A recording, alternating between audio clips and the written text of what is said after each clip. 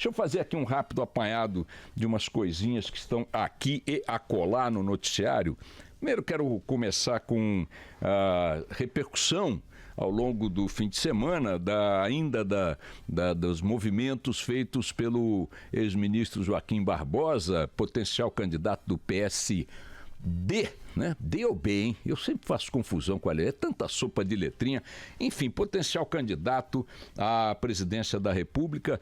Eu tinha comentado na segunda-feira e depois na quinta-feira, se não me falha a memória, semana passada, dizendo, poxa, o ministro apareceu com uma boa taxa aí na pesquisa do Datafolha e reagiu a ela marcando uma reunião com o partido ao qual está afiliado.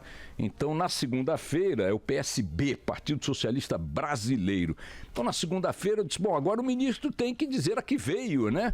Onde está, o que quer, o que pretende. Afinal de contas, uma pessoa com uma boa biografia, uma boa história e tal. Muita gente está atacando ele por ser o que é. Não é engraçado?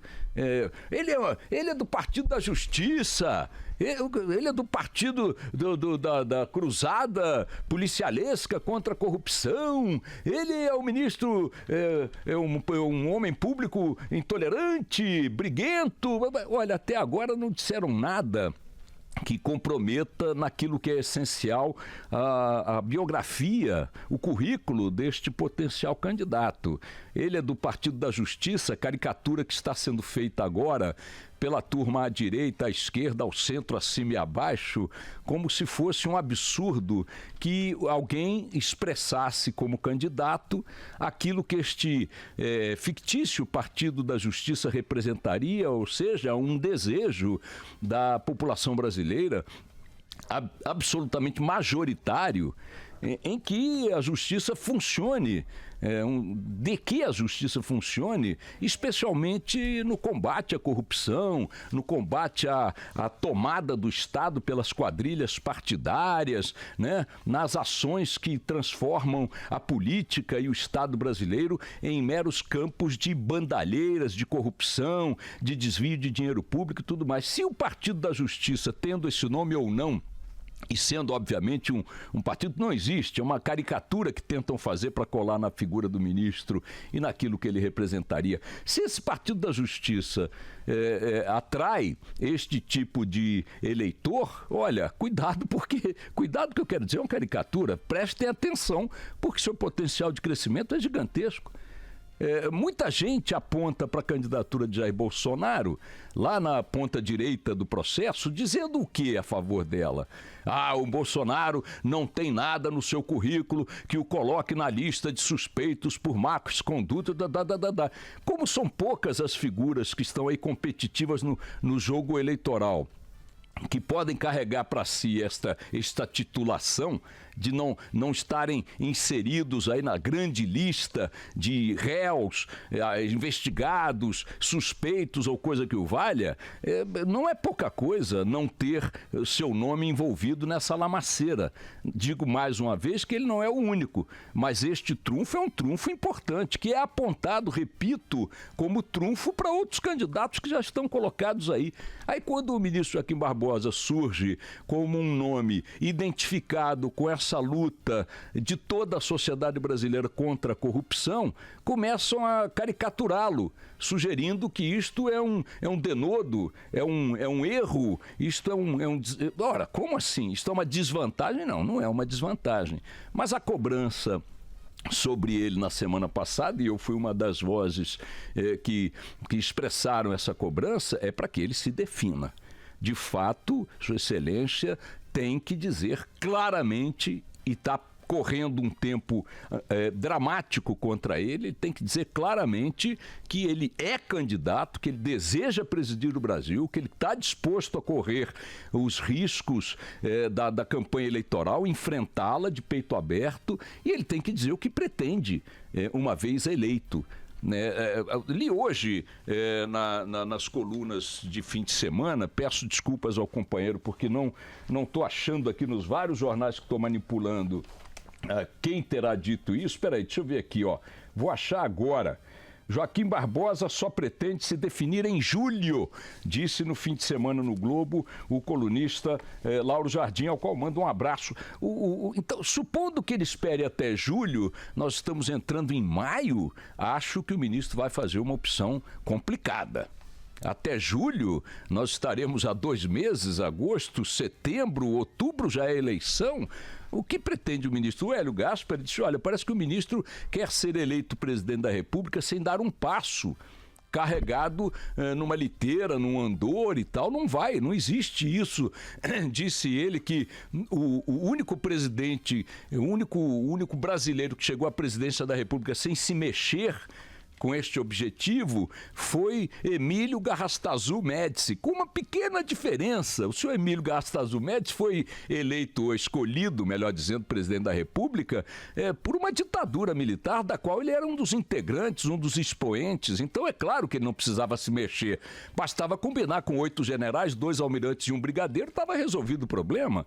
Hoje não, hoje tem que combinar com 100 e tantos milhões de eleitores que naturalmente aguardam, eleitores estes que estão interessados pela política numa escala em que jamais estiveram, que aguardam uma definição de alguém que está com uma boa pesquisa eleitoral, com 10% de intenção de voto, já ali no time que neste momento sinaliza a possibilidade de chegar a um segundo turno, e que ainda não disse ao que veio, e o que é pior, ainda não disse sequer se veio.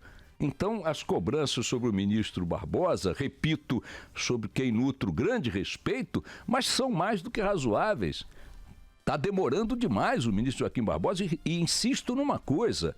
Ele, na declaração que deu semana passada, depois da reunião com o PSB, agregou um ponto que me deixou mais preocupado ainda do que uma eventual indefinição da sua candidatura por questões político-partidárias. Ele poderia dizer, o partido ainda não está unido em torno do meu nome. Sem esta união partidária, eu não posso lançar minha candidatura, o partido pode rachar, um partido rachado não me dará a base necessária. Eu tenho problemas de composição com o partido em São Paulo, que já declarou apoio a Alckmin. Tenho problemas de composição com o partido em Recife, onde está a sua base mais significativa, mais expressiva. O PSB é forte em Recife e tal. Ele poderia, mas não, ele disse, eu não posso anunciar-me candidato por estas razões e também porque ainda não me decidi. Então eu volto aqui a insistir nesse ponto.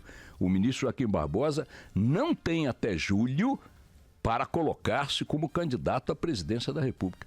Ainda que não consiga viabilizar sua candidatura dentro do partido, ele precisa definir-se pessoalmente. Eu quero ser presidente do Brasil, eu quero presidir o Brasil, e por aí vai, como todos que estão no jogo já o disseram.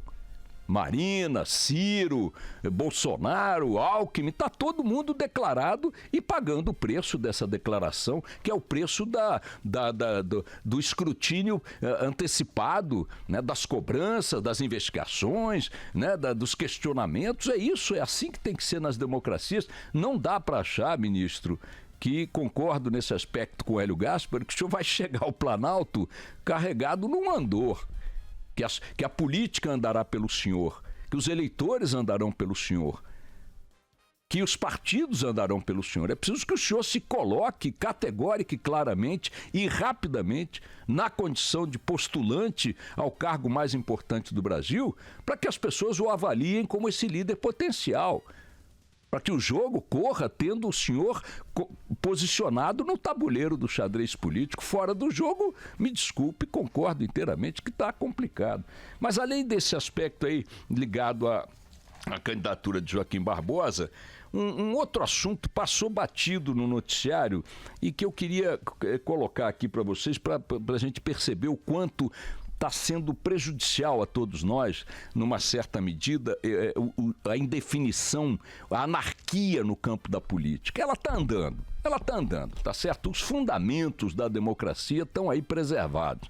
A liberdade está preservada, a pluralidade está preservada, não tem censura, não tem prisão política, não tem fechamento de sindicato, não tem cassação de mandato. Está indo, está caminhando, está avançando, mas a loucura anárquica que predomina na política brasileira, o fracionamento do cenário político, esse campo enorme de indefinições, faz com que as atenções se voltem à discussão em torno desses temas, que é uma discussão, numa certa medida, pouco produtiva, porque ela patina na lama das indefinições, tanto quanto o nosso Jeep antigamente patinava sem sair do lugar durante várias horas.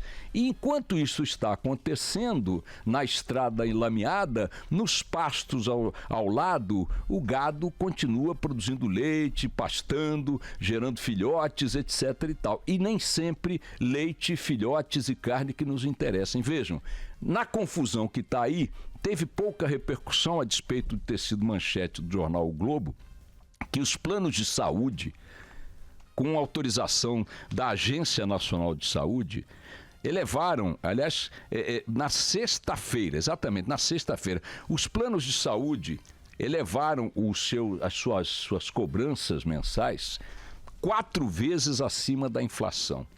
4 vezes acima da inflação foi a autorização concedida para que os planos de saúde reajustem as suas mensalidades para os portadores de planos individuais e familiares. Nesta situação, estão milhões de brasileiros, nada menos que 9 milhões de brasileiros. É o 4º ano seguido em que os planos de saúde reajustam as suas mensalidades acima de 2 dígitos, numa economia que vem registrando queda de inflação permanente. E 9 milhões de brasileiros tomaram uma tunga autorizada pela Agência Nacional de Saúde na sua economia doméstica, considerando que não há saúde pública no país, a população tem que depender, 40 milhões de brasileiros dependem de plano de saúde, aí alguém vai lá na Agência Nacional de Saúde, mete uma canetada, combina o esquema e mete uma correção de 4 vezes a inflação e não acontece nada, porque está o país inteiro, as autoridades, os partidos e tudo mais, e boa parte da opinião pública, aliás, quase toda, olhando para o bafafá da política, olhando para o Congresso, para o Supremo, se prende, se não prende. O gado real continua pastando, gerando filhos, leite e carne, ao lado do Jeep derrapando na pista, e nós continuamos discutindo o Jeep derrapando na pista, e os caras metendo a mão. Agora vem o reajuste dos planos coletivos, que não são regulados, pela Agência Nacional de Saúde, portanto é livre-arbítrio dos planos de saúde a taxa em que reajustarão suas mensalidades, e estes planos coletivos, que são os que nós temos quando trabalhamos em empresas ou coisa que o valha, como aqui na Band, atendem a 31 milhões de beneficiários. 31 milhões de beneficiários. E diz a reportagem do Globo que o temor, ou melhor, a perspectiva é de que para estes 31 milhões, depois dos 9 milhões já tungados, o reajuste será ainda maior do que 13%. Ou seja, ainda maior do que 4 vezes a inflação. Você pega essa manchete de sexta-feira do Globo e olha uma outra manchete de hoje, do estado de São Paulo, que diz o seguinte: deputados e senadores travam nos bastidores uma disputa para fazer as indicações para 11 vagas de diretorias abertas atualmente nas agências reguladoras, como a Agência Nacional de Saúde. Só na ANEEL, Agência Nacional de Energia Elétrica, há 2 vagas e outras 3 serão abertas até o fim do ano. O que está fazendo essa classe política, esse Congresso agonizante, às vésperas de uma eleição que poderá transformar completamente o seu perfil? Está enfiando a mão no jogo das indicações para garantir gente dentro das agências que concedam esse tipo de benefício às empresas reguladas por elas, para meter a mão no bolso do cidadão, sem que o cidadão esteja em condições, no momento, nem de arrumar um interlocutor no governo que o proteja, nem de arrumar interlocutores no Congresso que o protejam, nem na Justiça. Porque estes poderes estão todos envolvidos com o Jeep derrapando na lama da realidade política brasileira. Vejam, as agências estão deitando e rolando na agonia do governo Temer, concedendo às empresas reguladas, fizeram há pouco tempo, há poucos dias, aumentos de tarifa de energia elétrica de 22%. 22%. A inflação do ano não chegou a 3 e pouquinho. 22% em aumento de energia elétrica. Agora 13% no aumento dos planos de saúde. E nada, parece que isso é normal. Não é normal. É a ausência de um governo, de um executivo que cumpra o seu dever de balizar essas coisas. É a ausência de um legislativo que funcione como algum tipo de área de atenuante para essa fome da corrupção brasileira. É a ausência de um judiciário que tenha condições hoje de fazer qualquer coisa que não seja cuidar do que está cuidando. E essa anarquia impede que o povo brasileiro se proteja da voracidade da classe política, na agonia, repito, de um Congresso. Hoje tem uma notícia dizendo que a taxa de deputados que quer se reeleger no próprio Estadão, são 9 em cada 10 deputados federais são candidatos à reeleição. Vejam o perigo que a gente está correndo se a gente não tiver atenção voltada para a próxima eleição com foco no Congresso Nacional. As quadrilhas estão todas lá se articulando para conseguirem novos mandatos de 4 anos para fazer isso que estão fazendo. Na confusão do estádio, batendo carteira de pai que está fugindo da barafunda com o filho pelas mãos. É isso que essa gente tem feito. Vamos lá, mesmo. Toca o barco.